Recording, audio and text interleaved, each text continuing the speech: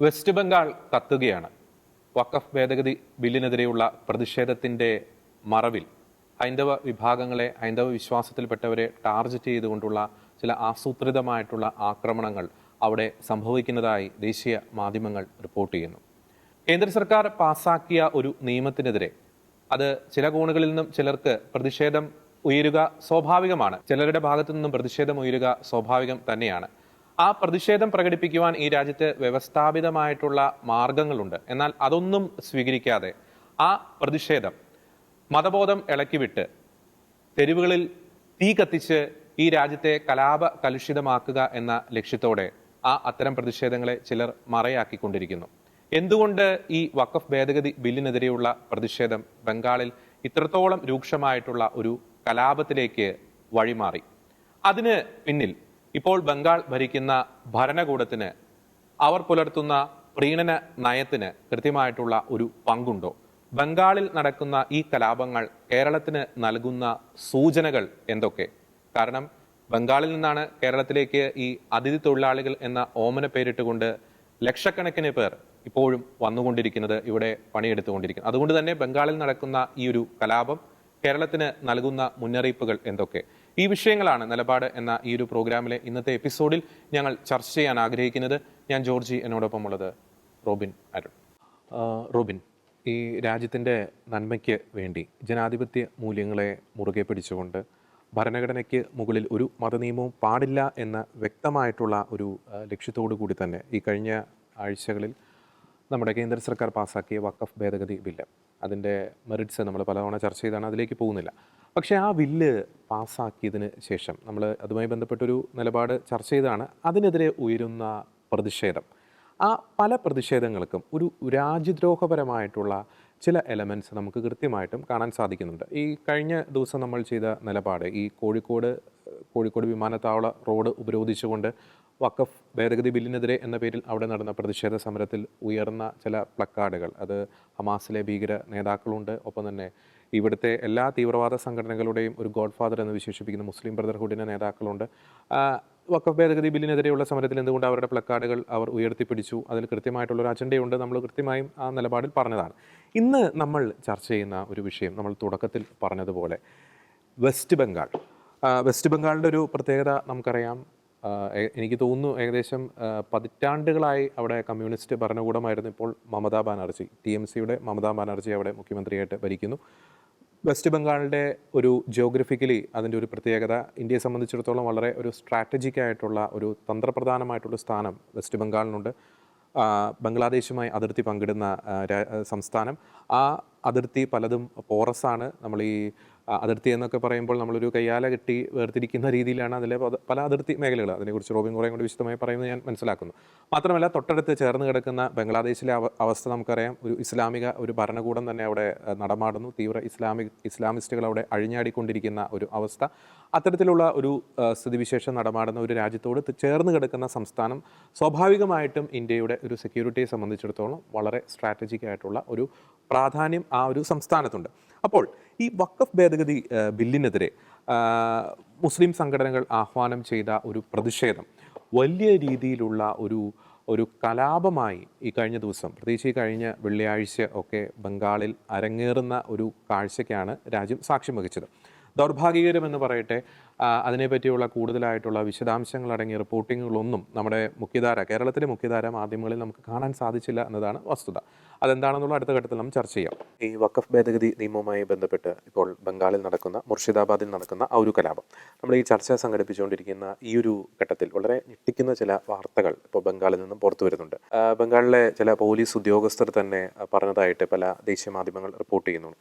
അതായത് ഈ മുർഷിദാബാദ് ആ ഒരു കലാപത്തിന് പിന്നിൽ കൃത്യമായിട്ടും ഈ നിരോധിത സംഘടനയായ PFI, ഒപ്പം തന്നെ നേരത്തെ തന്നെ നിരോധിച്ച സിമി, ഈ PFIയുടെ രാഷ്ട്രീയ മുഖമായിട്ടുള്ള SDP, ഇവരുടെ പങ്ക് വളരെ കാൽക്കുലേറ്റഡ് ആയിട്ട് ഉണ്ടായിരുന്നു എന്ന നടുക്കുന്ന ചില വെളിപ്പെടുത്തലുകൾ ഇപ്പോൾ പുറത്തു വരുന്നുണ്ട്. അതായത് നമ്മൾ ഈ ഒരു കലാപത്തെ പറ്റി ചിന്തിക്കുമ്പോൾ 3 പ്രധാനപ്പെട്ട, നമ്മളെ ആഴത്തിൽ ചിന്തിപ്പിക്കേണ്ട ചില വസ്തുതകൾ ആ ഒരു കലാപത്തിൽ നടന്നിട്ടുണ്ട്. ഒന്ന് എന്ന് പറയുന്നത്, ആ ഒരു കലാപത്തിൽ പങ്കാളിത്തം വഹിച്ച വ്യക്തികളുടെ ഒരു പ്രായം എന്ന് പറയുന്നത് ഒരു ടീനേജ് പ്രായം മുതൽ ഒരു 20 അല്ലെങ്കിൽ 22 വയസ്സ് 23 വയസ്സ് ആ റേഞ്ചിനിടയിലുള്ള നിരവധി പേർ ഈ ഒരു കലാപത്തിൽ പങ്കെടുത്തിട്ടുണ്ട്. അപ്പോൾ വളരെ വ്യക്തമാണ്, ചെറുപ്രായത്തിനുള്ളിൽ തന്നെ ഇവർ റാഡിക്കലൈസ് ചെയ്യപ്പെട്ടു എന്ന കാര്യം വളരെ വ്യക്തമാണ്. മറ്റൊരു പ്രധാനപ്പെട്ട ഒരു കാര്യം, ഈ അവിടുത്തെ പോലീസ് ഉദ്യോഗസ്ഥരെ ഉദ്ധരിച്ച് ദേശീയ മാധ്യമങ്ങൾ പറയുന്നത്, ഈ വഖഫ് ഭേദഗതി നിയമം പാർലമെൻറ്റിൽ പാസ്സാക്കിയതിന് ശേഷം ഈ SDP അവിടെ ഒരു ഡോർ ടു ഡോർ ക്യാമ്പയിൻ നടത്തിയെന്നാണ് പറയുന്നത്. അതായത് അവിടുത്തെ മുസ്ലിങ്ങളായിട്ടുള്ള യുവജനങ്ങളെ തെറ്റിദ്ധരിപ്പിക്കുന്നു. അതായത് പുതിയ വഖഫ് ബില്ലിൻ്റെ മറവിൽ കേന്ദ്ര സർക്കാർ മുസ്ലിങ്ങളുടെ സ്വത്തുവകകൾ പിടിച്ചെടുക്കാൻ പോകുന്നു എന്ന ഒരു വളരെ കാൽക്കുലേറ്റഡ് ആയിട്ടുള്ള ഒരു കുപ്രചരണം ദിവസങ്ങളായി അവിടെ നടക്കുന്നുണ്ടായിരുന്നു. അതിൻ്റെ ഒരു എൻഡ് ക്ലൈമാക്സിലാണ് കഴിഞ്ഞ വെള്ളിയാഴ്ച അവിടെ ഒരു കലാപം സംഭവിച്ചത്. മറ്റൊരു പ്രധാനപ്പെട്ട ഒരു കാര്യം എന്ന് പറയുന്നത്, വളരെ കാൽക്കുലേറ്റഡായി, വളരെ ഓർഗനൈസ്ഡായി, വളരെ പ്ലാൻഡ് ആയിട്ട് തന്നെയാണ് ഇവർ ഈ കലാപം ആസൂത്രണം ചെയ്തത്. അത് പറയാനുള്ള പ്രധാനപ്പെട്ട ഒരു കാരണം എന്ന് പറയുന്നത്, ഈ ഒരു കലാപം ആരംഭിച്ചത് ആ പ്രദേശത്തെ ഒരു നാഷണൽ ഹൈവേ ഒരു ബ്ലോക്ക് ചെയ്തുകൊണ്ടാണ് കലാപത്തിൻ്റെ ഒരു തുടക്കം സംഭവിക്കുന്നത്. ആ നാഷണൽ ഹൈവേ ബ്ലോക്ക് ചെയ്യുന്ന അതേ സമയം തന്നെ പാരലായിട്ട് അവിടുന്ന് കിലോമീറ്ററുകൾ അകലെ മറ്റൊരു പ്രദേശത്ത് കലാപകാരികൾ അവിടെയും കലാപം ആരംഭിക്കുന്നു. അപ്പോൾ വളരെ കാൽക്കുലേറ്റഡ് ആണ്. ഇവിടെ നാഷണൽ ഹൈവേ ബ്ലോക്ക് ചെയ്യുന്നു, പോലീസിൻ്റെ ശ്രദ്ധ ഇവിടേക്ക് വരുന്നു, പോലീസ് ഇവിടെ എൻഗേജ് ചെയ്തുകൊണ്ടിരിക്കുമ്പോൾ പാരലായിട്ട് മറ്റൊരിടത്ത് ഈ ഒരു പ്രശ്നം സംഭവിക്കുന്നു. അടുത്ത ഒരു പ്രധാനപ്പെട്ട ഒരു ഘടകം കേരളത്തെ സംബന്ധിച്ചിടത്തോളം ഞെട്ടിക്കുന്ന ഒരു കാര്യമാണ്. അതായത് ഈ കലാപത്തിൽ ഇൻവോൾവ് ചെയ്തവരുടെ പ്രായം ഞാൻ നേരത്തെ സൂചിപ്പിച്ചു. ഈ കലാപത്തിൽ ഇൻവോൾവ് ചെയ്ത പലരും ഈ ഈദ് ഹോളിഡേയ്സുമായി ബന്ധപ്പെട്ട് ബംഗാളിലേക്ക് എത്തിയ മൈഗ്രൻ്റ് ലേബേഴ്സ്, അതായത് മൈഗ്രൻ്റ് ലേബേഴ്സ് എന്ന് പറയുമ്പോൾ നമ്മുടെ കേരളത്തിൻ്റെ ഭാഷയിൽ അതിഥി തൊഴിലാളികൾ. ഈ മൈഗ്രൻ്റ് ലേബേഴ്സ് എന്നൊരു വാക്കാണ് ദേശീയ മാധ്യമങ്ങൾ യൂസ് ചെയ്യുന്നത്. പക്ഷേ വളരെ വ്യക്തമാണ്, ഈ മുർഷിദാബാദിൽ നിന്നുമൊക്കെ നിരവധി പേർ കേരളത്തിൽ എത്തിയിട്ടുണ്ട്. ഈ കലാപത്തിൽ ഇൻവോൾവ് ചെയ്ത പലരും ഇവിടെ നിന്നും ഈ ഈദ് ഹോളിഡേയ്സുമായി അവിടെ ബംഗാളിലേക്ക് അല്ലെങ്കിൽ തങ്ങളുടെ സ്വദേശത്തേക്ക് എത്തിയ അതിഥി തൊഴിലാളികൾ പലരും അതിൻ്റെ പിന്നിലുണ്ടായിരുന്നു എന്ന വളരെ ഞെട്ടിക്കുന്ന ചില സൂചനകൾ നമുക്ക് ലഭിക്കുന്നുണ്ട്. ഈ ഒരു പോയിന്റുമായി ബന്ധപ്പെട്ട് അവസാനം എനിക്ക് പറയാനുള്ളത്, ഈ മുർഷിദാബാദ് ജില്ല അല്ലെങ്കിൽ ആ ഒരു പ്രദേശത്തിനൊരു ചരിത്രമാണ്. ഈ സിമിയുടെ ഒരു സ്ട്രോങ് ഹോൾഡായിരുന്നു മുർഷിദാബാദ്. അതിനുശേഷം PFIയുടെ ഒരു ഹബ്ബാണ് മുർഷിദാബാദ്. പിന്നീട് SDP-യുടെ ഒരു ശക്തി കേന്ദ്രമാണ് മുർഷിദാബാദ്. പല ഒരു തീവ്ര ഇസ്ലാമിക ശക്തികളും തങ്ങളുടെ വേരോട്ടം ശക്തമായി സ്ഥാപിച്ചെടുത്ത ഒരു പ്രദേശം കൂടിയാണ് മുർഷിദാബാദ്. അതുകൊണ്ട് തന്നെ ഈ വിവരങ്ങൾ വളരെ ഞെട്ടിക്കുന്നതാണ്. കേരളത്തെ സംബന്ധിച്ചിടത്തോളം അതീവ ഗുരുതരമായിട്ടുള്ളൊരു കാര്യം തന്നെയാണ്. കാരണം ഇവിടെ നിന്ന് പോയ മൈഗ്രൻ്റ് ലേബേഴ്സ് അത് ഒരു സുപ്രഭാതത്തിൽ അവരുടെ ജന്മനാട്ടിലെത്തുമ്പോൾ അവർ റാഡിക്കലൈസ് ചെയ്യപ്പെടാനുള്ള യാതൊരു സാധ്യതയുമില്ല. കേരളത്തിൽ നിന്നും അതിൻ്റെ ഒരു ഹോംവർക്ക് അല്ലെങ്കിൽ അതിൻ്റെ ഒരു ഗ്രഹപാഠം ചെയ്തിട്ടായിരിക്കും, അല്ലെങ്കിൽ അതിൻ്റെ ചില വിത്തുകൾ അവരുടെ ഉള്ളിൽ പാകിയിട്ടായിരിക്കും അത് പിന്നെ മുർഷിദാബാദിൽ എത്തിയിട്ട് മുളപൊട്ടിയതാണ് എന്ന് നമുക്ക് തീർച്ചയായും പറയേണ്ടി വരും. അതുകൊണ്ട് കേരളത്തെ സംബന്ധിച്ചിടത്തോളം ഈ ഒരു വാർത്ത എന്ന് പറയുന്നത് വളരെ ആശങ്ക ജനിപ്പിക്കുന്നതാണ്. അപ്പോൾ ഒരു പാർലമെന്റിൽ കേന്ദ്ര സർക്കാർ പാസാക്കിയ ഒരു നിയമം, അതിനെതിരെ പ്രതിഷേധമുയരുക സ്വാഭാവികം. അതിനെതിരെ വ്യവസ്ഥാപിതമായിട്ടുള്ള മാർഗങ്ങളിൽ പ്രതിഷേധിക്കണമെങ്കിൽ സ്വാഭാവികമായിട്ടും സുപ്രീം കോടതിയിലോ അതുമായി ബന്ധപ്പെട്ട ഒരു നിയമപരമായ മാർഗങ്ങളിലൂടെ പ്രതിഷേധിക്കുന്നത് നമുക്ക് മനസ്സിലാക്കാൻ സാധിക്കും. പക്ഷേ ഇവിടെ രാജ്യത്തെ കലാപകലുഷിതമാക്കുക എന്ന വ്യക്തമായിട്ടുള്ള ഒരു ലക്ഷ്യത്തോടു കൂടി തന്നെയാണ് ചിലർ ഈ വഖഫ് ഭേദഗതി ബില്ലിനെതിരെ ഇറങ്ങിത്തിരിച്ചിരിക്കുന്നത്. ഈ മുർഷിദാബാദ്, വെസ്റ്റ് ബംഗാളിലെ മുർഷിദാബാദ്, അത് എനിക്ക് തോന്നുന്നു ആ ജില്ല ബംഗ്ലാദേശുമായി അതിർത്തി പങ്കിടുന്ന ജില്ലയാണെന്ന് എനിക്ക് തോന്നുന്നു.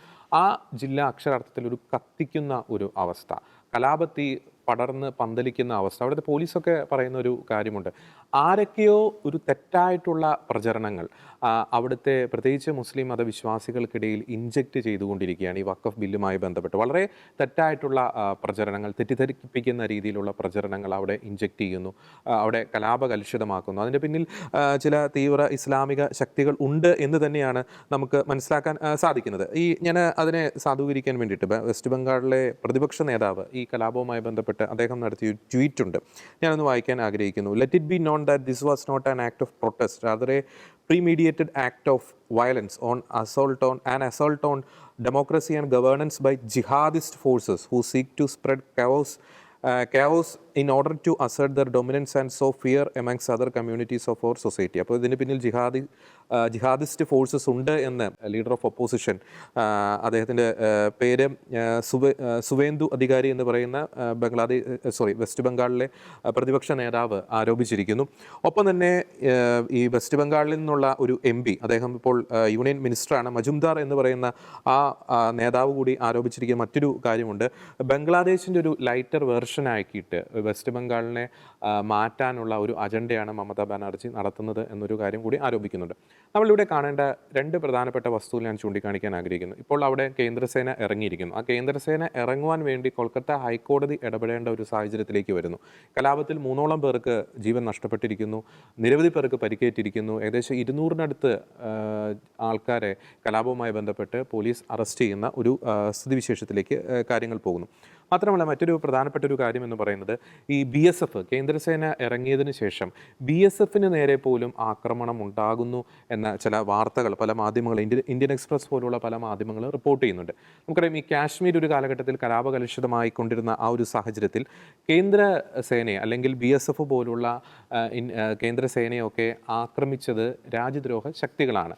ഈ വഖഫ് ഭേദഗതി ബില്ലിനെതിരെയുള്ള പ്രതിഷേധം അതിൻ്റെ മറവിൽ എന്തുകൊണ്ട് ഇന്ത്യൻ സൈന്യം അല്ലെങ്കിൽ BSF പോലെയുള്ള ഇന്ത്യയുടെ അഭിമാനമായിട്ടുള്ള സേന ആക്രമിക്കപ്പെടുന്നു? അത് കൃത്യമായിട്ടും ആ ആക്രമണം അഴിച്ചുവിടുന്നത് രാജ്യദ്രോഹ ശക്തികളാണ്, തീവ്രവാദ ശക്തികളാണ്, രാജ്യത്തിനെതിരെ യുദ്ധം ചെയ്യാൻ ആഗ്രഹിക്കുന്നവരാണെന്ന കാര്യത്തിൽ യാതൊരു തർക്കവുമില്ല. മറ്റൊരു പ്രധാനപ്പെട്ട കാര്യം ഈ ഹിന്ദുമത വിശ്വാസികൾ വലിയ രീതിയിലുള്ള ഒരു വിവേചനങ്ങൾ അല്ലെങ്കിൽ ആക്രമണങ്ങൾ അവിടെ നേരിടേണ്ടി വരുന്നുണ്ട് എന്ന് അവിടെ നിന്നുള്ള മാധ്യമങ്ങൾ റിപ്പോർട്ടുകൾ സൂചിപ്പിക്കുന്നു. അവിടെ നിന്ന് അവർക്ക് പലായനം ചെയ്യപ്പെടേണ്ട ഒരു അവസ്ഥ. ഞാനൊരു കാര്യം കൂടി പറഞ്ഞിട്ട് റോബിനിലേക്ക് വരാൻ ആഗ്രഹിക്കുന്നു. ഈ കൊല്ലപ്പെട്ട ഈ 3 പേർ, അതിൽ 2 പേരുടെ പേര് ഈ ചന്ദൻദാസ് എന്ന് പറയുന്ന 40 വയസ്സുള്ള വ്യക്തി ഈ കലാപത്തിൽ കൊല്ലപ്പെട്ടത്, പിന്നെ അദ്ദേഹത്തിൻ്റെ പിതാവ് ഹർഗോബിന്ദ് ദാസ് എന്ന് പറയുന്ന 70 വയസ്സുള്ള വ്യക്തി. ഇവരെ എങ്ങനെയാണ് ഈ കലാപകാരികൾ കൊന്നൊടുക്കിയത് എന്നത് നമുക്ക് ഞെട്ടിക്കുന്ന ഒരു കാര്യം തന്നെയാണ്. ഈ ചന്ദൻദാസ് എന്ന് പറയുന്ന വ്യക്തിയുടെ ഭാര്യ അവിടെ മാധ്യമങ്ങൾ ആ ഗ്രാമം സന്ദർശിച്ചപ്പോൾ പറയുന്ന ഒരു കാര്യമുണ്ട്. കഴിഞ്ഞ വെള്ളിയാഴ്ച ഏകദേശം 10 മണിയോടുകൂടി കലാപകാരികൾ ബോംബും ഒപ്പം തന്നെ കല്ലുകളും ഒക്കെ ആയിട്ട് അവരുടെ ഗ്രാമത്തിലേക്ക് കടന്നു വരുന്നു, വീടുകൾ തോറും കയറി ഇറങ്ങുന്നു. ഇവരുടെ വീട് നേരെ ഏകദേശം 4ഓളം തവണ ആക്രമണം ഉണ്ടാകുന്ന അവസ്ഥ, വളരെ ഭീതിജനകമായിട്ടുള്ള സാഹചര്യങ്ങൾ. ചില മാധ്യമങ്ങളൊക്കെ പറയുന്നത് ഹൈന്ദവരുടെ വീടുകളും അല്ലെങ്കിൽ അവരുടെ ബിസിനസ് സ്ഥാപനങ്ങളൊക്കെ വളരെ ടാർഗറ്റഡായിട്ട് ആക്രമിക്കപ്പെട്ടു എന്ന് പറയുന്നുണ്ട്. ഈ പിങ്കിദാസ് എന്ന് പറയുന്ന ഈ കൊല്ലപ്പെട്ട ചന്ദൻദാസിൻ്റെ ഭാര്യ പറയുന്നൊരു കാര്യമുണ്ട്. 4ഓളം തവണ തങ്ങളുടെ വീട് ആക്രമിക്കപ്പെടുന്നു. ഒടുവിൽ ഇവർ ആ വീടിൻ്റെ വാതിൽ തകർത്ത് ഈ വീടിൻ്റെ ഉള്ളിലേക്ക് കയറുന്നു. ഓരോ റൂമുകളും ഇവർ അരിച്ചു പറക്കുന്നു, വീട് നാശകൂമ്പാരമാക്കുന്നു. അപ്പോൾ ഒരു റൂമിൽ നിന്ന് ഈ പിങ്കിദാസിൻ്റെ ഹസ്ബൻഡിനെയും ഈ ഹസ്ബൻഡിൻ്റെ പിതാവ് അതായത് പിങ്കിദാസിൻ്റെ ഫാദർ ഇൻ ലോവിനെയും ഇവർക്ക് കിട്ടുന്നു. അവരെ വലിച്ചിഴച്ചുകൊണ്ട് വീടിൻ്റെ മുറ്റത്തേക്ക് കൊണ്ടുപോയി ഇടുന്നു. അവിടെ വെച്ച് അവർ വളരെ ക്രൂരമായി മൂർച്ചയുള്ള ആയുധം കൊണ്ട് അവരെ വെട്ടിക്കീറുന്ന ഒരു അവസ്ഥ. ആ കൊലപാതകം നടക്കുന്ന കാഴ്ച ഈ പിങ്കിദാസ് എന്ന് പറയുന്ന 32 വയസ്സുള്ള ഒരു സ്ത്രീ, ആ കൊല്ലപ്പെട്ട വ്യക്തിയുടെ ഭാര്യ കാണുന്നുണ്ട്. ഒപ്പം തന്നെ ആ കൊല്ലപ്പെട്ട മറ്റൊരു വ്യക്തിയുടെ ഭാര്യ, ആ സ്ത്രീക്ക് 70 വയസ്സോളം പ്രായമുണ്ട് എന്നാണ് പറയുന്നത്. അപ്പോൾ ഇവർ രണ്ടുപേരും ഈ അതിക്രൂരമായിട്ടുള്ള കൊലപാതകം കാണുന്നുണ്ട്. ഇവരുടെ മക്കൾ കണ്ടുകൊണ്ടിരിക്കുന്നുണ്ട്. ഇവർ കാല് പിടിച്ച കലാപകാരികളോട് അപേക്ഷിക്കുന്നുണ്ട്, തങ്ങളുടെ ഭർത്താക്കന്മാരെ വെറുതെ വിടൂ എന്ന് അപേക്ഷിക്കുന്നുണ്ട്. പക്ഷേ അവർ അതൊന്നും കൂട്ടാക്കുന്നില്ല. വെട്ടിക്കീറി തുണ്ടമായി വെട്ടിക്കീറി എന്നാണ് പറയുന്നത്. ഇവർ എടുത്തു പറയുന്ന മറ്റൊരു പ്രധാനപ്പെട്ട കാര്യം കൂടിയുണ്ട് റോബിൻ. ഈ കലാപകാരികൾ ഇവരുടെ ഗ്രാമത്തിലേക്ക് വന്നപ്പോൾ ഇവർ പോലീസിൻ്റെ സഹായം തേടിയിരുന്നു. പോലീസ് ഒന്നും പോസിറ്റീവായിട്ട് റെസ്പോണ്ട് ചെയ്തില്ല. മാത്രമല്ല ഈ കലാപകാരികൾ കൊന്നൊടുക്കിയ ഇവരുടെ ശവശരീരങ്ങൾ ഏകദേശം 3 മണിക്കൂറോളം ഇവരുടെ വീടിൻ്റെ മുന്നിൽ കിടത്തേണ്ടി വരുന്ന അവസ്ഥ. ആ സമയത്തൊന്നും പോലീസ് വന്നില്ല. പോലീസ് സഹായം വിളിച്ചിട്ട് പോലീസിൻ്റെ ഒരു സഹായം അവിടെ വന്നില്ല. കിലോമീറ്ററുകൾ അധികം ദൂരമൊന്നുമല്ല പോലീസ് സ്റ്റേഷനിലേക്ക്, വളരെ കുറഞ്ഞ കിലോമീറ്ററുകൾ മാത്രമേ ഉള്ളൂ. പോലീസ് എത്തിയില്ല എന്ന ഗുരുതരമായിട്ടുള്ള ആരോപണം കൂടി ഇവർ ഉന്നയിക്കുന്നുണ്ട്. അപ്പോൾ റോബിൻ, എന്തുകൊണ്ട് ബംഗാൾ ഇങ്ങനെ ഒരു കലാപകലുഷിതമാകുന്നു? BJP ഒക്കെ ആരോപിക്കുന്നത് മമതാ ബാനർജിയുടെ ഒരു പ്രീണന നയം അല്ലെങ്കിൽ ഒരു അഴകുഴമ്പൻ നയം അതാണ് ഈ കലാപത്തിലേക്ക് ബംഗാളിനെ വലിച്ചഴിച്ചത്, മുർഷിദാബാദിൽ പോലുള്ള പ്രദേശങ്ങളെ വലിച്ചഴിച്ചത് എന്നൊരു ആരോപണം അവിടെ നിൽക്കുന്നുണ്ട്. മറ്റൊരു പ്രധാനപ്പെട്ട കാര്യം മമതാ ബാനർജി പറഞ്ഞു കഴിഞ്ഞു, വഖഫ് ഭേദഗതി ബില്ല് ബംഗാളിൽ നടപ്പാക്കില്ല എന്നൊരു കാര്യം പറഞ്ഞു കഴിഞ്ഞു. നമുക്കറിയാം CA ബില്ല് വന്നപ്പോഴും സമാനമായിട്ടുള്ള രീതിയിൽ പലരുടെയും വായിൽ നിന്ന് ഇതൊക്കെ വന്നതാണ്. പക്ഷേ പിന്നീട് എന്താണ് സംഭവിച്ചതെന്ന് ചരിത്രം സാക്ഷിയാണ്. എന്തുകൊണ്ട് ബംഗാൾ അതിരൂക്ഷമായിട്ടുള്ള ഒരു കലാപത്തിലേക്ക്, പ്രത്യേകിച്ച് വഖഫ് ഭേദഗതി ബില്ലുമായി ബന്ധപ്പെട്ട കലാപം ഒരു അതിരൂക്ഷമായ തലത്തിലേക്ക് പോകുന്നു? അതൊരു സുപ്രഭാതത്തിൽ സംഭവിച്ചതാണോ? അതിൻ്റെ ഒരു ബാക്ക്ഗ്രൗണ്ട് ഹിസ്റ്ററി, നിലവിലെ വെസ്റ്റ് ബംഗാളിൻ്റെ ഒരു ബാക്ക്ഗ്രൗണ്ട് ഹിസ്റ്ററി എത്രത്തോളം നമ്മെ ഭയപ്പെടുത്തുന്നുണ്ട്? ഒന്ന്, ഈ മുർഷിദാബാദ് എന്ന് പറയുന്നത് മുൻപും കലാപ സമാനമായിട്ടുള്ള അവസ്ഥകളിലൂടെ കടന്നുപോയിട്ടുണ്ട് എന്നുള്ളതാണ്. 2, ഈ മുർഷിദാബാദ് എന്ന് പറയുന്ന പ്രദേശത്ത് 64% മുസ്ലിംസും അതുപോലെ തന്നെ ഏകദേശം 33% ഹിന്ദുസും ഉള്ള സ്ഥലമാണ്. ബംഗ്ലാദേശുമായി അതിർത്തി പങ്കിടുന്നതാണ്. നമുക്കറിയാം ബംഗാൾ ഏകദേശം 2000 കിലോമീറ്ററോളം അതിർത്തി ബംഗ്ലാദേശുമായിട്ട് പങ്കിടുന്ന സാഹചര്യമുണ്ട്. പിന്നെ ഈ ബംഗാളിൻ്റെ ഒരു ഡെമോഗ്രാഫി നമ്മൾ എടുത്ത് പരിശോധിക്കുകയാണെങ്കിൽ ഇപ്പോൾ മമതാ ബാനർജിയുടെ വാക്കുകളിൽ തന്നെ പറയുകയാണെങ്കിൽ 30 മുതൽ 33% വരെ മുസ്ലിം പോപ്പുലേഷൻ ഉണ്ട് ഈ ബംഗാളിൽ. ബാക്കി ഏകദേശം 70% ഹിന്ദു പോപ്പുലേഷൻ, ഒരു 67 മുതൽ 70% വരെ ഹിന്ദു പോപ്പുലേഷൻ ഉള്ള ഒരു സംസ്ഥാനമാണ്. അപ്പോൾ ഈ സംസ്ഥാനം ഇങ്ങനെ എത്തി എന്നുള്ളത് ഒരു പക്ഷേ നമ്മൾ പല രീതിയിൽ അതിനെ ചർച്ച ചെയ്യേണ്ടി വരും എന്നാണ് എനിക്ക് തോന്നുന്നത്. ഇപ്പോഴത്തെ ഏറ്റവും പ്രധാനപ്പെട്ട കാര്യം എന്ന് പറയുന്നത് ചെറിയ ഊഹാപോഹങ്ങൾ പ്രചരിപ്പിച്ചാൽ ഇങ്ങനെ കലാപം ഉണ്ടാകും എന്നുള്ളതാണ്. അങ്ങനെയാണെങ്കിൽ എല്ലാ വശങ്ങളിലൂടെയും ചെയ്യാൻ പറ്റുന്ന എല്ലാ രീതിയിലും ചർച്ചകൾ ഈ വഖഫ് ബില്ലിനെ കുറിച്ച് അടക്കം ചർച്ച നടത്തിയ കേരളത്തിലാണ് ഇങ്ങനെ ഒരു കലാപം ഉണ്ടായത്. കാരണം കേരളത്തിൽ അങ്ങനെ കലാപം ഉണ്ടായില്ല. കാരണം ഇവിടുത്തെ ഇടതുപക്ഷമാണേലും വലതുപക്ഷമാണേലും ആവശ്യമെങ്കിൽ ഒരു കലാപത്തിനുള്ള തിരികളെല്ലാം കൊളുത്താൻ വോട്ട് കിട്ടുന്നുണ്ടെങ്കിൽ അവരെല്ലാം തയ്യാറാണ്. പക്ഷേ കേരളത്തിലെ ജനങ്ങളുടെ സംസ്കാരം ആ രീതിയിലുള്ള അല്ലാത്തത് കൊണ്ട് കേരളത്തിൽ ഇപ്പോൾ എത്രയൊക്കെ രൂക്ഷമായിട്ട് ഇതിലും എനിക്ക് തോന്നുന്നു ഈ ബംഗാളിലുള്ളതിൽ കഴിഞ്ഞാൽ അതിരൂക്ഷമായ രീതിയിൽ ചർച്ചകൾ നടന്നതാണ് കേരളത്തിൽ. ഇവിടെ കലാപമൊന്നും ഉണ്ടായില്ല, ആരും കൊള്ളിവെപ്പും കൊലയൊന്നും ഉണ്ടായിട്ടില്ല. ഇവിടെ ആകെ ക്രൂരമായി കൊലപാതകങ്ങൾ നടത്തിയിട്ടുള്ളത് ബംഗ്ലാദേശിൽ നിന്നും ഇവിടെ എത്തിയിട്ടുള്ള ആളുകളാണ്. കേരളത്തിൻ്റെ ചരിത്രം എടുത്ത് വെച്ച് ക്രൂരമായ കൊലപാതകങ്ങൾ നടത്തിയിരിക്കുന്നത്. അപ്പോൾ ഈ മുർഷിദാബാദിൽ നടന്ന ഇതുപോലുള്ള ഈ കലാപം എന്ന് പറയുന്നത് ഇതിനൊരു സമാനതയുണ്ട്. എന്ന് വെച്ചാൽ ബംഗ്ലാദേശിൽ അവിടെ നടന്ന കലാപങ്ങളും ഒക്കെ ആയിട്ടുള്ള ഒരു സമാനതകളുണ്ട്. കാരണം എന്ന് വെച്ച് കഴിഞ്ഞാൽ ഈ ബംഗാളിനെ കുറിച്ച് പറയുമ്പോൾ ഒരുപാട് ആളുകൾ, പ്രത്യേകിച്ച് മുർഷിദാബാദ് ബംഗ്ലാദേശുമായിട്ട് അതിർത്തി പങ്കിടുന്ന ജില്ല കൂടിയാണ്.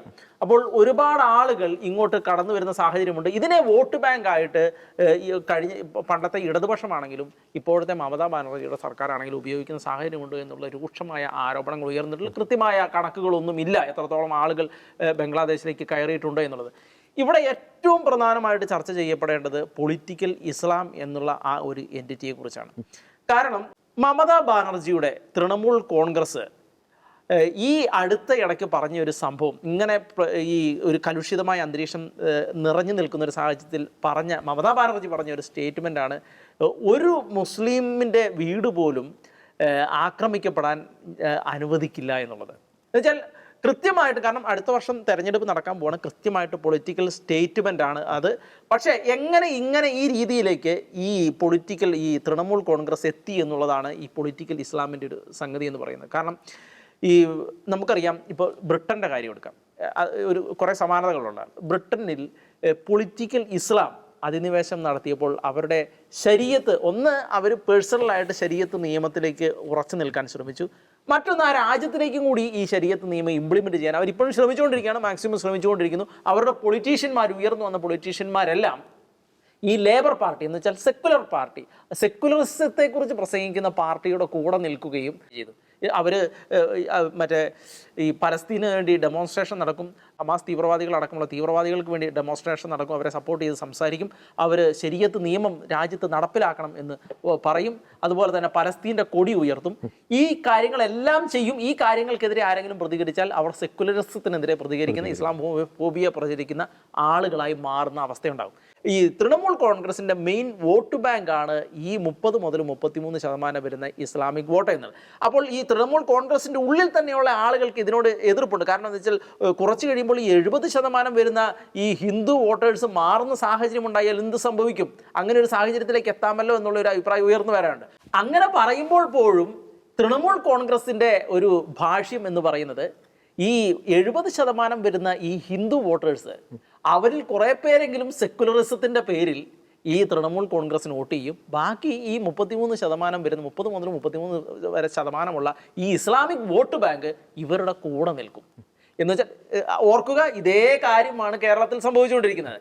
കേരളത്തിലെ ക്രൈസ്തവരാണെങ്കിലും അതുപോലെ തന്നെ ഹൈന്ദവരാണെങ്കിലും അവരിൽ കുറേ പേര് സെക്കുലറിസത്തിൻ്റെ പേര് പറഞ്ഞ് ഒന്നെങ്കിൽ കോൺഗ്രസ്സിന് അല്ലെങ്കിൽ ഇടതുപക്ഷത്തിന് വോട്ട് ചെയ്യുന്നുള്ള കാര്യം അവർക്ക് ഉറപ്പാണ്. പിന്നെയുള്ള ഈ ഇസ്ലാമിക് വോട്ട് ബാങ്ക്, അതിനെ കൂടെ നിർത്താനാണ് ഇവിടെ പ്രീണനം നടത്തിക്കൊണ്ടിരിക്കുന്നത്. ഇതേ പ്രീണനം കേരളത്തിൽ എന്ത് പ്രീണനമാണ് നടത്തുന്നത്, അതേ പ്രീണനമാണ് ബംഗാളിൽ തൃണമൂൽ കോൺഗ്രസ് നടത്തിക്കൊണ്ടിരിക്കുന്നത്. അതിനു വേണ്ടിയാണ് തൃണമൂൽ കോൺഗ്രസ് ഇതുപോലെ പൊളിറ്റിക്കൽ ഇസ്ലാമിനെ അവിടെ അഴിച്ചു വിട്ടേക്കുന്ന സാഹചര്യം ഉണ്ടാകുന്നത്. അതിൽ നിന്നാണ് ഈ കലാപം ഉടലെടുത്തത്. അങ്ങനെ വെറുതെ ഉണ്ടായതല്ല, അതിൽ നിന്നാണ് ഈ കലാപം ഉടലെടുത്തത്.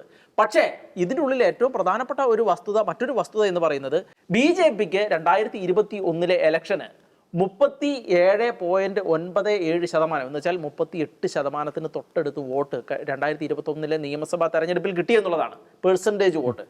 അവർക്ക് ലോക്സഭാ തെരഞ്ഞെടുപ്പ്, കഴിഞ്ഞ വർഷം നടന്ന ലോക്സഭാ തെരഞ്ഞെടുപ്പിൽ അവർക്ക് ഏകദേശം 38% മുകളിൽ വോട്ടുകൾ കിട്ടുന്ന സാഹചര്യം ഉണ്ടായിട്ടുണ്ട്. അപ്പോൾ ഇവിടെ ഇപ്പോൾ അടുത്ത വർഷം ഇലക്ഷൻ നടക്കാൻ പോകുന്ന ബംഗാളിൽ ഈ കലാപം ഉണ്ടാകുമ്പോൾ തൃണമൂൽ കോൺഗ്രസ് കൃത്യമായിട്ട്, കാരണം അതിൻ്റെ ഉള്ള പൊളിറ്റിക്സ് ആണിത്, തൃണമൂൽ കോൺഗ്രസ് കൃത്യമായിട്ടും പൊളിറ്റിക്കൽ ഇസ്ലാമിനെ സപ്പോർട്ട് ചെയ്യാൻ ശ്രമിക്കുന്നു. അതുപോലെ തന്നെ ഈ വിഭാഗീയതയിൽ നിന്നും കൃത്യമായിട്ട്, കാരണം പൊളിറ്റിക്കൽ ഇസ്ലാം ഒരേ സമയത്ത് ഏറ്റവും കൂടുതൽ എതിർക്കുന്നത് BJPയെയാണ്, പക്ഷേ അതേ BJPക്ക് വഴിയൊരുക്കുന്ന ഒരു സാഹചര്യം കൂടി സൃഷ്ടിക്കപ്പെടുന്നു എന്നുള്ള ഒരു വസ്തുതയാണ് അവിടെ നിലനിൽക്കുന്നത്. അതുകൊണ്ട് തന്നെ അതേ സമാനമായ സാഹചര്യം കേരളത്തിലും ഉണ്ടാകാൻ പോവുകയാണ് എന്നുള്ളത് മറ്റൊരു വസ്തുതയാണ്. അപ്പോൾ ഇതാണ് അവിടുത്തെ പൊളിറ്റിക്സ് ആണ് ഏറ്റവും പ്രധാനപ്പെട്ട കാര്യം എന്ന് പറയുന്നത്. രണ്ടാമത്തേത് പൊളിറ്റിക്കൽ ഇസ്ലാമിൻ്റെ കൈകടത്തലാണ്. പൊളിറ്റിക്കൽ ഇസ്ലാമിൽ അവിടെ നടക്കുന്ന എല്ലാ കാര്യങ്ങളും, ഇപ്പോൾ ഈ കലാപം നടന്ന് ഹിന്ദുക്കൾക്കെതിരെയാണ്, ഹിന്ദു വീടുകൾക്കെതിരെ തെരഞ്ഞുപിടിച്ച് ആക്രമണം നടത്തി എന്നുള്ളതാണ്. തെരഞ്ഞുപിടിച്ച് ഹിന്ദു വീടുകൾക്ക് നേരെ ആക്രമണം നടത്തി ഹിന്ദുക്കളുടെ സ്റ്റോറുകൾ കൊള്ളയടിക്കുന്ന സാഹചര്യം ഉണ്ടായി, കല്ലൊക്കെ എടുത്തെറിഞ്ഞ് തകർക്കുന്ന സാഹചര്യം ഉണ്ടായി. അങ്ങനെ വളരെ രൂക്ഷമായ രീതിയിലുള്ള ആക്രമണങ്ങൾ അഴിച്ചുവിട്ടു. എങ്ങനെയാണ് പൊളിറ്റിക്കൽ ഇസ്ലാം ഒരു നാടിനെ നശിപ്പിച്ചുകൊണ്ടിരിക്കുന്നത് എന്നുള്ളതിൻ്റെ ഏറ്റവും വ്യക്തമായ ഉദാഹരണം കൂടിയായി മാറുകയാണ് പശ്ചിമ ബംഗാൾ എന്ന് പറയുന്നത്. ജോർജി, നമ്മുടെ ഈ നാട് വളരെ നിർണായകമായ ഒരു ഘട്ടത്തിൽ കൂടെയാണ് ഇപ്പോൾ കടന്നുപോയിക്കൊണ്ടിരിക്കുന്നത്. ഇവിടുത്തെ ക്രൈസ്തവരും ഹൈന്ദവരും വലിയൊരു അരക്ഷിതാവസ്ഥയിലാണ്. അവർ വലിയ ഭയപ്പാടോടുകൂടിയാണ്. നമുക്കറിയാം അവരോട് സംസാരിക്കുമ്പോൾ, കാരണം അവരെ കേൾക്കാൻ ആരുമില്ല. എല്ലാവരും അവർക്കെതിരായിട്ട് നീങ്ങുന്നു. ഇവിടുത്തെ മാധ്യമങ്ങളായിക്കോട്ടെ, ഇവിടുത്തെ രാഷ്ട്രീയ പാർട്ടികളായിക്കോട്ടെ, അവരെല്ലാവരും തങ്ങളെ തന്നെ ഒറ്റ തിരിഞ്ഞ് ആക്രമിക്കുന്ന ഒരു സ്വഭാവമാണ് കാണിച്ചുകൊണ്ടിരിക്കുന്നതാണ്. അത് അവരുടെ പെരുമാറ്റത്തിൽ നിന്ന് ക്രൈസ്തവർക്ക് മനസ്സിലായിക്കൊണ്ടിരിക്കുന്നത്. എന്തുകൊണ്ടാണ് ഇവരിങ്ങനെ പെരുമാറുന്നത്? ഇപ്പോൾ ഈ ദിവസങ്ങളിൽ തന്നെ നടന്ന സംഭവങ്ങളൊന്ന് നോക്കുക. ഇപ്പോൾ നമ്മൾ ചർച്ച ചെയ്തുകൊണ്ടിരിക്കുന്നത് മുർഷിദാബാദിലുണ്ടായ കലാപത്തെക്കുറിച്ചിട്ടാണ്. എത്ര ഭീകരമായൊരു കലാപമാണ് ഉണ്ടായത്. ഇതിന് സമാനമായിട്ട് ഇവിടെ നമ്മുടെ കരിപ്പൂരിൽ ഒരു സംഭവം നടന്നിരുന്നു. ഇവിടെ അത് എത്ര പ്രാധാന്യത്തോടുകൂടി റിപ്പോർട്ട് ചെയ്യപ്പെട്ടു എന്ന് എനിക്ക് അറിഞ്ഞുകൂടാ. അന്താരാഷ്ട്ര ഭീകരരുടെ പ്ലക്കാർഡുമായിട്ട് ഒരു കൂട്ടർ സമരം ചെയ്യണമെങ്കിൽ അവരുടെ മനസ്സിലിരിപ്പ് എന്താണ്? ആ പ്രദേശത്തേക്ക് ഏതെങ്കിലും ഒരു ക്രിസ്ത്യാനിയോ ഹിന്ദുവോ കടന്നു വന്ന് അതിനെ ഒന്ന് ചോദ്യം ചെയ്യുകയോ അല്ലെങ്കിൽ അവരതിനെക്കുറിച്ച് എന്തെങ്കിലും സംസാരിച്ചിരുന്നെങ്കിൽ അപ്പോഴേ നമുക്കറിയാൻ പറ്റുള്ളൂ. ഒരു കലാപം പൊട്ടിപ്പുറപ്പെടാൻ വലിയ കാരണങ്ങളൊന്നും വേണ്ട. ചെറിയ ചെറിയ ഇൻസിഡൻറ്റുകളാണ് വലിയ കലാപമായിട്ട് മാറുന്നത്. ശരിക്കും പറഞ്ഞു കഴിഞ്ഞാൽ ഈ കേരളം ഒരു വലിയൊരു അഗ്നിപർവ്വതത്തിൻ്റെ, എപ്പോൾ വേണമെങ്കിലും പൊട്ടിത്തെറിക്കാവുന്ന ഒരു അഗ്നിപർവ്വതത്തിൻ്റെ മുകളിലാണ് കേരളം എന്ന് പറയാം. കാരണം അത്രയും വർഗീയമായൊരു ചേരിതിരിവ് അതുണ്ടാക്കിയത് ഇവിടുത്തെ ക്രൈസ്തവരോ ഹൈന്ദവരോ അല്ല. പ്രത്യേകിച്ച് ഇവിടുത്തെ മാധ്യമങ്ങളും ഇവിടുത്തെ രാഷ്ട്രീയ പാർട്ടികളും അവർ ഒരു കൂട്ടരെ പ്രീണിപ്പിക്കാൻ വേണ്ടി മാത്രം. എന്തുകൊണ്ട് ഇപ്പോൾ ഈ മുർഷിദാബാദ് അക്രമം ഇവിടുത്തെ മാധ്യമങ്ങളിൽ ചർച്ചയാകുന്നില്ല? എന്തുകൊണ്ട് കഴിഞ്ഞ മാസം നടന്ന നാഗ്പൂർ കലാപം ഇവിടെ ചർച്ച ചെയ്തില്ല? ഇവിടെ ക്രൈസ്തവ സ്നേഹം അഭിനയിക്കുന്ന മാധ്യമങ്ങൾ അവർ ഇവിടെ ജബൽപൂർ നന്നായിട്ട് ചർച്ച ചെയ്തുവല്ലോ. അത് ചർച്ച ചെയ്യപ്പെടേണ്ട ഒരു വിഷയം തന്നെയായിരുന്നു. അവിടെ തീർത്ഥാടനത്തിന് പോയ ക്രൈസ്തവരെ ആക്രമിക്കുന്നതും അതുമായി ബന്ധപ്പെട്ട് അന്വേഷിക്കാൻ വന്ന വൈദികർക്ക് നേരെ ക്രൂരമായ ആക്രമണം നടന്നു. അത് ചർച്ച ചെയ്യപ്പെടേണ്ട വിഷയം തന്നെയാണ്, ഞാൻ അല്ല എന്ന് ഞാൻ പറയുന്നില്ല. അതുപോലെ തന്നെ ഛത്തീസ്ഗഡിലെ ഒരു കുട്ടി കൊടുത്ത വ്യാജ പരാതിന്മേൽ ഒരു കന്യാസ്ത്രീക്ക് മതപരിവർത്തന നിരോധിത നിയമത്തിൻ്റെ പേരിൽ കേസെടുത്തപ്പോൾ, ജാമ്യമില്ലാത്ത കേസെടുത്തപ്പോൾ അതും ചർച്ച ചെയ്യപ്പെടേണ്ട വിഷയം തന്നെയാണ്. ഇവിടെ ചർച്ച് ബില്ലുമായിട്ട് ബന്ധപ്പെട്ട ഓർഗനൈസറിൻ്റെ ഒരു വാർത്ത, ആ വാർത്തയ്ക്ക് മുമ്പ് ആരാണ് ആ വാർത്ത കൊടുത്തതെന്നുള്ള കാര്യത്തെക്കുറിച്ച് ഇവിടെ ഞാൻ പരാമർശിക്കുന്നില്ല. ഇവിടെ ക്രൈസ്തവ സ്നേഹം അഭിനയിച്ച് വലിയ ചർച്ചയാക്കി. അതുപോലെ തന്നെ ചർച്ച് ബില്ലിൻ്റെ പേരിൽ വലിയ ചർച്ചകൾ നടന്നു. പക്ഷേ അതിനേക്കാളൊക്കെ എത്ര വലുതായിരുന്നു ഈ നാഗ്പൂരിൽ സംഭവിച്ചത്, ഈ മുർഷിദാബാദിൽ സംഭവിച്ചത്. നാഗ്പൂരിൽ എന്താ സംഭവിച്ചത് ഇവിടുത്തെ ജനങ്ങൾക്ക് അറിയുമെന്ന് എനിക്ക് അറിഞ്ഞുകൂടാ. അവിടെ ഒരു കൂട്ടർ വൻ കലാപമാണ് അഴിച്ചുവിട്ടത്. ഖുറാൻ വാക്യങ്ങൾ എഴുതിയ ചാദർ കത്തിച്ചു എന്നാണ് ആരോപണം. പക്ഷേ അതിനെ പിന്നീട് കൊണ്ടുപോയി അത് ഖുറാൻ കത്തിച്ചു എന്നുള്ള ഒരു രീതിയിലേക്ക് ആ വാർത്തയെ മാറ്റി അവിടെ വൻ ആക്രമണങ്ങളാണ് ഇവർ അഴിച്ചുവിട്ടത്. അവിടെ ധാരാളം ഹിന്ദു ഭവനങ്ങൾ, അവരുടെ ബിസിനസ് സ്ഥാപനങ്ങൾ, വാഹനങ്ങൾ, ചില സ്ത്രീകൾക്ക് നേരെ അടക്കം പോലീസ് ഉദ്യോഗസ്ഥയ്ക്ക് നേരെ അടക്കം വൻ ആക്രമണങ്ങളുണ്ടായി. ഇവിടെ ചർച്ചയില്ല. ഇവിടെ ആ വിഷയമേ ചർച്ചയില്ല. ജസ്റ്റ് ഒരു വാർത്ത കൊടുത്തു പോകുന്നു. ഇവിടെ ഖുറാൻ കത്തിച്ചു എന്ന ആരോപണമാണല്ലോ അവർ ഉയർത്തിയത്. അതിനുശേഷമാണല്ലോ ഇത്രയും വലിയ കലാപം അവർ സൃഷ്ടിച്ചത്. നമ്മുടെ നാട്ടിൽ പരിശുദ്ധ ബൈബിൾ ഒരു മുസ്തഫ കത്തിച്ചിരുന്നു. ഇവിടെ കേരളത്തിലുള്ള ആരെങ്കിലും അത് അറിഞ്ഞോ എന്ന് പോലും എനിക്ക് അറിഞ്ഞുകൂടാ. കാരണം വളരെ അടുക്കത്തോടും ഒതുക്കത്തോടും കൂടിയാണ് ആ വാർത്തയെ അവർ കൈകാര്യം ചെയ്തത്. ഇവിടുത്തെ മീഡിയകൾ അത് കൈകാര്യം ചെയ്തത്. പക്ഷെ ചില വാർത്തകൾക്ക് അവർക്ക് ഈ അടക്കവും ഒതുക്കവും കാണുന്നില്ല. ചില വാർത്തകൾക്ക് വളരെ അടക്കം ഒതുക്കം കാണുന്നു. അതായത് അവർ ഒരു കൂട്ടർക്ക് വേണ്ടി മാത്രം വാർത്തകളെ പടച്ചു വിടുന്നത് പോലെ. ഇവിടുത്തെ രാഷ്ട്രീയ പാർട്ടികളായിക്കോട്ടെ, ഇപ്പം ഈ ദിവസങ്ങളിൽ വഖഫ് ബില്ലുമായിട്ട് ബന്ധപ്പെട്ട് വന്നപ്പോൾ എത്രയധികം ക്രൈസ്തവ പീഡനങ്ങളുടെ വാർത്തകളാണ് അവരിപ്പോൾ ഹൈലൈറ്റ് ചെയ്തുകൊണ്ടിരിക്കുന്നത്. ഇതുവരെ അവർ എവിടെ ഇരിക്കുകയായിരുന്നു. പക്ഷേ ഈ ക്രൈസ്തവ പീഡന വാർത്തകളെക്കാളും എത്രയോ ഭീകരമായ സംഭവമാണ് ഇപ്പോൾ നമ്മൾ ഡിസ്കസ് ചെയ്ത മുർഷിദാബാദിൽ സംഭവിച്ചുകൊണ്ടിരിക്കുന്നത്. ആയിരങ്ങൾ അവിടുന്ന് പലായനം ചെയ്യപ്പെടുന്നു സ്വന്തം ജീവൻ രക്ഷിക്കാൻ വേണ്ടിയിട്ട്. പക്ഷേ ഇതൊന്നും ഇവിടെ ഒരു വാർത്തയോ അല്ല. അപ്പോൾ ഒറ്റപ്പെട്ട ചില ആക്രമണങ്ങളെ ഇവർ ഹൈലൈറ്റ് ചെയ്യുന്നു, എന്നാൽ വളരെ പ്രാധാന്യത്തോടുകൂടി കൈകാര്യം ചെയ്യേണ്ട വാർത്തകളെ ഇവർ തമസ്കരിക്കുന്നു. ഇതുകൊണ്ടാണ് ഞാൻ പറഞ്ഞത് ഇവിടെ ക്രൈസ്തവരും ഹൈന്ദവരും വലിയ ഭയപ്പാടിലാണ്. കാരണം അവരെ ഒറ്റ തിരിഞ്ഞാക്രമിക്കുന്നു, പ്രത്യേകിച്ച് ക്രൈസ്തവ സഭാ നേതാക്കന്മാരെ. ഇപ്പോൾ കഴിഞ്ഞ കുറച്ച് ദിവസങ്ങളായിട്ടുള്ള മാധ്യമപ്രവർത്തകരുടെ ഒരു കലാപരിപാടിയാണ് ക്രൈസ്തവ സഭാ നേതൃത്വത്തിലുള്ളവരെ തിരഞ്ഞു പിടിച്ച് കൊണ്ടുവന്ന് അവർ ഈ പോലീസൊക്കെ ഇൻവെസ്റ്റിഗേഷന് വേണ്ടി കുറ്റവാളികളെ ചോദ്യം ചെയ്യുന്ന ഒരു മെത്തേഡുണ്ട്. തിരിച്ചും വളച്ചും മറിച്ചും തിരിച്ചും പിടിച്ച് അവസാനം അവർക്ക് വേണ്ട ഉത്തരത്തിലേക്ക് അവരെത്തിക്കണം. ഇതാണ് കേരളത്തിലെ ഇപ്പോൾ ഈ ദിവസങ്ങളിൽ മാധ്യമങ്ങൾ ചെയ്തുകൊണ്ടിരിക്കുന്നത്. നമ്മൾ സത്യം കിട്ടുന്നത് വരെ, ഒരു മാധ്യമപ്രവർത്തകൻ സത്യം കിട്ടുന്നത് വരെ ചോദിച്ചുകൊണ്ടിരിക്കണം. അതങ്ങനെ തന്നെയാണ് അത് വേണ്ടത്. പക്ഷേ ഇവിടെ എന്താണ് സംഭവിക്കുന്നത്? തങ്ങൾക്ക് ആവശ്യമുള്ളത് കിട്ടുന്നത് വരെ ചോദിച്ചുകൊണ്ടിരിക്കുക. കിട്ടിക്കഴിഞ്ഞാൽ, കഴിഞ്ഞ ദിവസം ഒരു മാധ്യമപ്രവർത്തകൻ ചെയ്യുന്നത് കണ്ടു. തനിക്ക് വേണ്ട ഉത്തരം കിട്ടിയ നിമിഷത്തിൽ അദ്ദേഹം പറയുന്നത് കേട്ടു, ഞാൻ ഇനി അങ്ങേ ബുദ്ധിമുട്ടിക്കുന്നില്ല, അങ്ങ് വലിയ തിരക്കുള്ള ആളാണല്ലോ, അപ്പോൾ അങ്ങേക്ക് പോകാം. ഇവിടെ അദ്ദേഹം മനസ്സിൽ പറഞ്ഞൊരു കാര്യമുണ്ട്, എനിക്ക് വേണ്ടത് എനിക്ക് കിട്ടി, ഇനി താങ്കളെ കൊണ്ട് എനിക്ക് ആവശ്യമില്ല, താങ്കൾ പൊക്കോളൂ. ഇതാണ് അദ്ദേഹം മനസ്സിൽ പറഞ്ഞത്. വേറൊരു മാധ്യമപ്രവർത്തക ചെയ്യുന്നത് കണ്ടു. അവർ സംസാരിച്ച് തുടങ്ങുന്നതിനേക്കാൾ മുമ്പേ ചോദ്യം ചോദിക്കുമ്പോൾ തന്നെ വയലൻ്റ് ആകുന്നു. ഒരു ചോദ്യം ചോദിക്കുന്നതിന് ഒരു രീതിയൊക്കെ ഉണ്ട്, പക്ഷെ ചോദിക്കുമ്പോൾ തന്നെ അവർ വയലൻ്റ് ആകുന്നു. അപ്പോൾ പിന്നെ അവരുടെ മനസ്സിലിരിപ്പ് എന്താണ്, അവർ ആഗ്രഹിക്കുന്നത് എന്താണ്? ഉത്തരം പറഞ്ഞു തുടങ്ങി കഴിഞ്ഞാൽ പിന്നെ ഓരോ വാക്കിനും വെച്ച് അവർ ഖണ്ഡിച്ചുകൊണ്ടേയിരിക്കും. ഉത്തരം പൂർണ്ണമായിട്ട് പറയാൻ പോലും സമ്മതിക്കുന്നില്ല. അപ്പോൾ ഇങ്ങനെ കൃത്യമായിട്ട് ക്രൈസ്തവരെ അല്ലെങ്കിൽ ക്രൈസ്തവ സഭാ നേതാക്കന്മാരെ ടാർഗറ്റ് ചെയ്തുകൊണ്ട് ഇപ്പോൾ അവർ ചെയ്തുകൊണ്ടിരിക്കുന്ന ഒരു കളിയുണ്ട്. അവരെ സംബന്ധിച്ചിടത്തോളം ഇപ്പോൾ ക്രൈസ്തവർ അവർ ഉദ്ദേശിച്ച രീതിയിലല്ല പോയിക്കൊണ്ടിരിക്കുന്നത്. അതെന്താണെന്ന് ഞാൻ പറയുന്നില്ല, ഇവിടെയുള്ള എല്ലാവർക്കും അറിയാം. വഖഫ് ഭേദഗതി ബില്ലുമായി ബന്ധപ്പെട്ട് ക്രൈസ്തവരുടെ കൊച്ചു കുട്ടികൾക്ക് പോലും കാര്യങ്ങൾ കൃത്യമായിട്ട് മനസ്സിലായിട്ടുള്ളതുകൊണ്ട് അവർ വിചാരിച്ച രീതിയിലേക്കല്ല ക്രൈസ്തവർ ഇപ്പോൾ ചിന്തിക്കുന്നത്. അപ്പോൾ അതുകൊണ്ട് അവരുടെ ലക്ഷ്യം ഒന്നേ ഉള്ളൂ, ക്രൈസ്തവരെ ഭിന്നിക്കുക, റീത്തുകൾ തമ്മിൽ ഭിന്നിക്കുക, സഭാ സമൂഹങ്ങൾ തമ്മിൽ ഭിന്നിക്കുക, പരസ്പരം ഭിന്നിപ്പിക്കുക. ഇതിനു വേണ്ടിയുള്ള കാര്യങ്ങളാണ് അവർ ഈ ദിവസങ്ങളെല്ലാം ചെയ്തുകൊണ്ടിരിക്കുന്നത്. ഇനിയിപ്പോൾ വിശുദ്ധവാരം വരികയാണ്. ഈ വിശുദ്ധവാരത്തിൽ ഉറപ്പായിട്ടും നമ്മുടെ പിതാക്കന്മാരുടെ അടുത്തേക്കും വൈദികരുടെ അടുത്തേക്കും എല്ലാം ഇവർ വരുമ്പോൾ നമ്മൾ വിചാരിക്കും ഈ വിശുദ്ധവാരത്തിൻ്റെ ചിന്തകൾ ഇവരിൽ നിന്ന് ലഭിക്കാനാണ്, അല്ലെങ്കിൽ ക്രൈസ്തവരോടുള്ളവരുടെ ഒരു സ്നേഹവും ക്രൈസ്തവ വിശ്വാസത്തോടുള്ള ഇവരുടെ ആദരവും പ്രകടിപ്പിക്കാനാണ് ഇവർ വരുന്നതെന്ന് വിചാരിക്കും. പക്ഷേ ഒരാൾ പോലും തലവെച്ച് കൊടുക്കരുത് എന്ന് എനിക്ക് പറയാനുള്ളൂ. കാരണം ഇവർ ഈ പരിശുദ്ധ ബൈബിളിൽ പത്രോസ്ലീഹ പറയുന്ന ഒരു വാക്കുണ്ട്, നിങ്ങളുടെ ശത്രുവായ പിശാച് അലറുന്ന സിംഹത്തെ പോലെ ആരെ വിഴുങ്ങണമെന്ന് അന്വേഷിച്ചുകൊണ്ട് ചുറ്റി നടക്കുന്നു. ഇതാണ് ഇപ്പോൾ നമ്മുടെ നാട്ടിൽ നടന്നുകൊണ്ടിരിക്കുന്നത്. അതുകൊണ്ട് എനിക്ക് സഭയുടെ ഉന്നത സ്ഥാനങ്ങളിലുള്ളവരോട് എനിക്ക് ഒന്നേ പറയാനുള്ളൂ, നിങ്ങൾ ഈ വചനം നിങ്ങളുടെ മനസ്സിലുണ്ടാവണം. വിശുദ്ധ വാരത്തിൽ ഇവർ കളിക്കാൻ പോകുന്ന കളികളെക്കുറിച്ച് നിങ്ങൾക്ക് ബോധം ഉണ്ടാവണം. കാരണം സഭയോടുള്ള സ്നേഹമോ ക്രൈസ്തവരോടുള്ള സ്നേഹമോ ക്രൈസ്തവ വിശ്വാസത്തോടുള്ള ആദരവോ അല്ല ഇവരുടെ ഉള്ളിലുള്ളതെന്ന് ഇവർ ഓരോ ദിവസവും തെളിയിച്ചുകൊണ്ടിരിക്കുകയാണ്.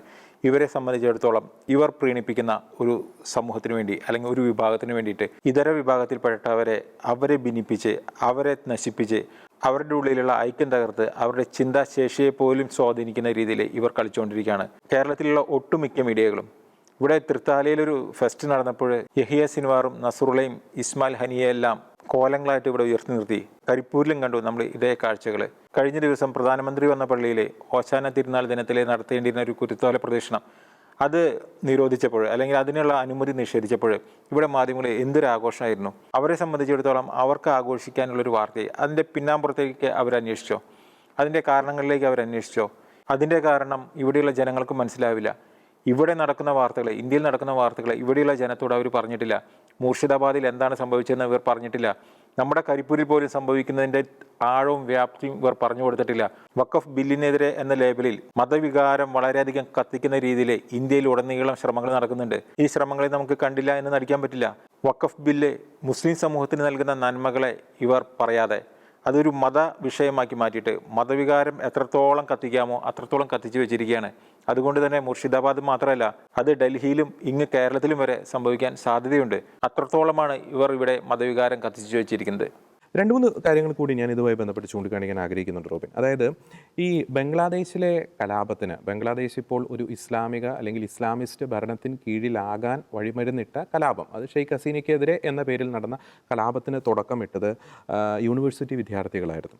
ഈ കഴിഞ്ഞ ദിവസം വെസ്റ്റ് ബംഗാളിൽ നടന്ന വഖഫ് ഭേദഗതി ബില്ലിനെതിരെ നടന്ന പ്രതിഷേധ സമരങ്ങൾക്ക് പലയിടങ്ങളിലും, പ്രത്യേകിച്ച് കൊൽക്കത്ത പോലുള്ള സ്ഥലങ്ങളിൽ നേതൃത്വം കൊടുത്തത് അവിടുത്തെ അലിയ യൂണിവേഴ്സിറ്റിയിലെ വിദ്യാർത്ഥികളായിരുന്നു.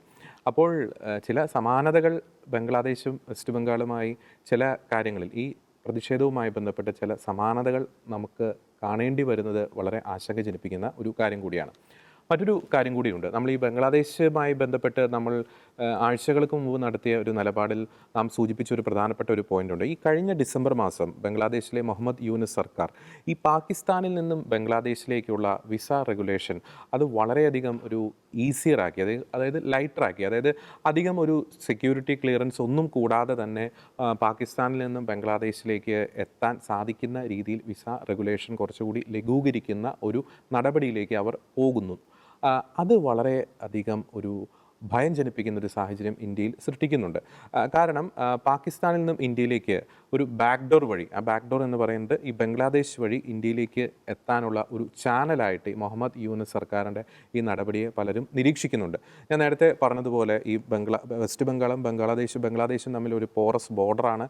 ഈ നമ്മൾ ഇവിടുത്തെ കേരളത്തിലെ അതിഥി തൊഴിലാളികളുടെ പലരുടെയും അഡ്രസ്സ് എടുത്ത് പരിശോധിച്ച് നോക്കിക്കഴിഞ്ഞാൽ നമുക്ക് കാണാൻ കഴിയുന്നൊരു പേരുണ്ട്, മുർഷിദാബാദ്. അത് യാഥാർത്ഥ്യം തന്നെയാണ്. അവിടേക്ക് എത്തുന്ന പലരും ഈ ബംഗ്ലാദേശികളാണ് എന്നൊരു ആരോപണം നിലനിൽക്കുന്നുണ്ട്. അപ്പോൾ വിസ റെഗുലേഷൻ ഇത്രത്തോളം ലൈറ്ററാക്കി കഴിഞ്ഞാൽ പാകിസ്ഥാനിൽ നിന്നും ഈസിയറായി ഈ മുർഷിദാബാദ് പോലുള്ള പ്രദേശങ്ങളിലേക്ക് ബംഗ്ലാദേശ് വഴി എത്താൻ സാധിക്കും. അവിടെ നിന്നും കേരളത്തിലേക്ക് അതിഥി തൊഴിലാളികൾ എന്ന ഓമന പേരിട്ട് ഇവർക്ക് എത്തിപ്പെടാൻ സാധിക്കുമെന്ന ഒരു ഭീകരമായിട്ടുള്ള ഒരു യാഥാർത്ഥ്യം അവിടെ നിലനിൽക്കുന്നുണ്ട്. അതുകൊണ്ട് തന്നെ ഈ മുർഷിദാബാദിൽ ഇപ്പോൾ സംഭവിച്ചുകൊണ്ടിരിക്കുന്ന കലാപത്തിന് പിന്നിൽ വിദേശ ശക്തികളുടെ ഒരു പങ്കുണ്ടോ എന്ന് കേന്ദ്ര ഏജൻസികൾ കൃത്യമായിട്ടും അന്വേഷിക്കേണ്ടിയിരിക്കുന്നു എന്നത് ഒരു യാഥാർത്ഥ്യം തന്നെയാണ്. മറ്റൊരു പ്രധാനപ്പെട്ട ഒരു കാര്യം കൂടിയുണ്ട്. ഈ നോർത്ത് ഈസ്റ്റേൺ സ്റ്റേറ്റ്സിനെ ബന്ധിപ്പിക്കുന്ന ഈ സിൽഗുരിയ, ചിക്കൻ നെക്കൊക്കെ സ്ഥിതി ചെയ്യുന്നത് ഈ വെസ്റ്റ് ബംഗാളിലാണ്. ഈ ചൈന പോലുള്ള ശക്തികൾ അല്ലെങ്കിൽ പല ഇസ്ലാമിസ്റ്റ് ശക്തികൾ നോട്ടമിട്ടിരിക്കുന്ന ആ ചിക്കൻ നെക്ക് ഇന്ത്യയെ സംബന്ധിച്ചിടത്തോളം അതീവ നിർണായകം തന്നെയാണ്. അതുകൊണ്ട് വെസ്റ്റ് ബംഗാളിൽ നടക്കുന്ന ഈ ഒരു കലാപം അതൊരു പ്രദേശത്തെ ഒരു ഒറ്റപ്പെട്ട സംഭവമായി നമുക്ക് ഒരിക്കലും അത് കാണാൻ സാധിക്കുകയില്ല. ദൂരവ്യാപകമായിട്ടുള്ള ഒരു പ്രത്യാഘാതം ഉണ്ടാക്കാനുള്ള സാധ്യതയുണ്ട്. വഖഫ് ഭേദഗതി ബില്ലിനെതിരെയുള്ള പ്രതിഷേധത്തിൻ്റെ മറവിൽ ഇന്ത്യ മുഴുവൻ ഒരു കലാപം പടർത്താൻ രാജ്യദ്രോഹ ശക്തികളും ചില വിദേശ ശക്തികളും ശ്രമിക്കുന്നുണ്ട് എന്നതൊരു യാഥാർത്ഥ്യം തന്നെയാണ്. ഈ മുർഷിദാബാദിലെ കലാപവുമായി ബന്ധപ്പെട്ട് ഞാൻ ഇന്ത്യ ടുഡേയിലെ ഒരു റിപ്പോർട്ടിംഗ്, അവരവിടെ ഗ്രൗണ്ട് സീറോയിൽ ചെന്നിട്ടുള്ള ഒരു റിപ്പോർട്ടിങ്ങിൽ അവിടുത്തെ ചില സ്ത്രീകളുമായി ഇവർ നടത്തിയ ഒരു അഭിമുഖത്തിൽ സ്ത്രീകൾ പങ്കുവയ്ക്കുന്ന ഒരു കാര്യമുണ്ട്. ഈ കലാപകാരികൾ തങ്ങളുടെ ഒരു കുടിവെള്ള സ്രോതസ്സുകളൊക്കെ വിഷലിപ്തമാക്കി, അവിടെ വിഷം കലക്കി. ഈ വഖഫ് ഭേദഗതി ബില്ലും ഈ വിഷം കലക്കലുമായി എന്ത് ബന്ധമാണ് ഉള്ളത് എന്നാണ് നമുക്ക് മനസ്സിലാകാത്ത ഒരു പോയിന്റ്. അതുകൊണ്ട് തന്നെ കേന്ദ്ര സർക്കാർ വളരെ ജാഗ്രതയോടുകൂടി തന്നെ വെസ്റ്റ് ബംഗാളിലെ കാര്യങ്ങളിൽ ഇടപെടണം എന്നതൊരു യാഥാർത്ഥ്യം തന്നെയാണ്. ഒരുപക്ഷെ കാര്യങ്ങൾ കൈവിട്ടു പോവുകയാണെങ്കിൽ ഒരു രാഷ്ട്രപതി ഭരണത്തിലേക്കൊക്കെ വെസ്റ്റ് ബംഗാളിനെ കൊണ്ടുവരണമെന്ന ഒരു ആവശ്യം കൂടി വളരെ ശക്തമാണ്. തൃണമൂൽ കോൺഗ്രസ് ഭരിക്കുന്ന വെസ്റ്റ് ബംഗാളിൽ വഖഫ് ഭേദഗതി ബില്ലിനെതിരെയുള്ള പ്രതിഷേധ സമരം കലാപ കലുഷിതമായി മാറിയതിന് പിന്നിൽ വളരെ കൃത്യമായി നമുക്ക് പറയാൻ സാധിക്കും മമതാ ബാനർജിയുടെ വോട്ട് ബാങ്ക് ലക്ഷ്യമാക്കിയുള്ള ഒരു പ്രീണന നയം ഉണ്ട് എന്നത് വളരെ കൃത്യമായിട്ട് നമുക്ക് പറയാൻ സാധിക്കും. വഖഫ് ഭേദഗതി ബില്ലിനെതിരെ പ്രതിഷേധിക്കുന്നവർ എന്തുകൊണ്ടാണ് അവിടെ നിന്നുള്ള മാധ്യമ റിപ്പോർട്ടുകൾ പ്രകാരം ഹൈന്ദവ ഭവനങ്ങൾ ലക്ഷ്യം വെക്കുന്നത്, ഹൈന്ദവരുടെ ബിസിനസ് സ്ഥാപനങ്ങൾ ലക്ഷ്യം വെക്കുന്നത്? എന്തുകൊണ്ടാണ് സ്വന്തം മണ്ണിൽ നിന്നും പല ഹൈന്ദവ കുടുംബങ്ങൾക്കും അഭയാർത്ഥികളെ പോലെ പലായനം ചെയ്യേണ്ടി വരുന്നത്? വെസ്റ്റ് ബംഗാളിലെ മാൾഡ പോലുള്ള പ്രദേശങ്ങളിലെ അഭയാർത്ഥി ക്യാമ്പുകളിൽ ഇപ്പോഴും നിരവധി ഹൈന്ദവരാണ് തങ്ങളുടെ ജീവന് ഹാനി ഉണ്ടാകുമോ എന്ന് പേടിച്ചുകൊണ്ട് അഭയാർത്ഥികളെ പോലെ അവിടുത്തെ ക്യാമ്പുകളിൽ കഴിയേണ്ടി വരുന്നത്. ലക്ഷ്യം വ്യക്തമാണ്. ഈ രാജ്യത്തെ നശിപ്പിക്കുക എന്ന ലക്ഷ്യത്തോടെ വഖഫ് ഭേദഗതി ബില്ലിനെതിരെയുള്ള പ്രതിഷേധങ്ങളെ മറയാക്കിക്കൊണ്ട് രാജ്യത്ത് കലാപം സൃഷ്ടിക്കുക, ഇപ്പോൾ രാജ്യം ഭരിച്ചുകൊണ്ടിരിക്കുന്ന ഭരണകൂടത്തെ ഏതുവിധേനയും അട്ടിമറിക്കാനുള്ള ശ്രമങ്ങൾക്ക് നേതൃത്വം കൊടുക്കുക എന്ന ലക്ഷ്യത്തോടെ ചില തീവ്ര സംഘടനകൾ ഇതിനു പിന്നിൽ പ്രവർത്തിക്കുന്നുണ്ട് എന്നതൊരു യാഥാർത്ഥ്യം തന്നെയാണ്. ആ സംഘടനകളെ അകറ്റി നിർത്തുക, അവരുടെ അജണ്ടകളെ കൃത്യമായിട്ട് തന്നെ തിരിച്ചറിയുക, അതിന് തടസ്സമായി ഒരു കാരണവശാലും ഒരു രാഷ്ട്രീയ പാർട്ടിയുടെയും പ്രീണന നയങ്ങൾ തടസ്സമായി നിൽക്കരുത്. കേന്ദ്ര സർക്കാർ ആർജവത്തോടു കൂടി തന്നെ വെസ്റ്റ് ബംഗാളിൽ നടക്കുന്ന ഇപ്പോഴത്തെ ഒരു കലാപ അന്തരീക്ഷത്തെ അടിച്ചമർത്തുക തന്നെ ചെയ്യും എന്ന് പ്രതീക്ഷിക്കുന്നു. കാര്യങ്ങൾ കൈവിട്ടു പോവുകയാണെങ്കിൽ തീർച്ചയായും രാഷ്ട്രപതി ഭരണം പോലുള്ള ഒരു സംവിധാനത്തിലേക്ക് വെസ്റ്റ് ബംഗാളിനെ കൊണ്ടുവരേണ്ടി വരും. കാരണം വെസ്റ്റ് ബംഗാൾ വളരെ തന്ത്രപ്രധാനമായിട്ടുള്ള ഒരു സംസ്ഥാനമാണ് എന്നൊരു കാര്യത്തിൽ യാതൊരു തർക്കവുമില്ല. അതുകൊണ്ട് തന്നെ അജണ്ടകളെ തിരിച്ചറിയുക, വഖഫ് ഭേദഗതി ബില്ലിനെതിരെയുള്ള പ്രതിഷേധങ്ങളുടെ മറവിൽ നടക്കുന്ന, രാജ്യത്തെ നശിപ്പിക്കുക എന്ന ലക്ഷ്യത്തോടെ നടക്കുന്ന പ്രതിഷേധ പരിപാടികളുടെ അജണ്ടകളെ തിരിച്ചറിയുക, ആ കൂട്ടരെ ഒറ്റപ്പെടുത്തുക, ആ കൂട്ടരുടെ അജണ്ടകളെ വേരോടെ തന്നെ ഈ രാജ്യത്ത് നിന്നും ഉന്മൂലനം ചെയ്യുക എന്ന വ്യക്തമായിട്ടുള്ള നിലപാട് അറിയിച്ചുകൊണ്ട് മറ്റൊരു വിഷയത്തിലെ നിലപാടുമായി ഞങ്ങൾ വീണ്ടും വരുന്നതായിരിക്കും. എല്ലാ പ്രിയപ്പെട്ട പ്രേക്ഷകർക്കും നന്ദി.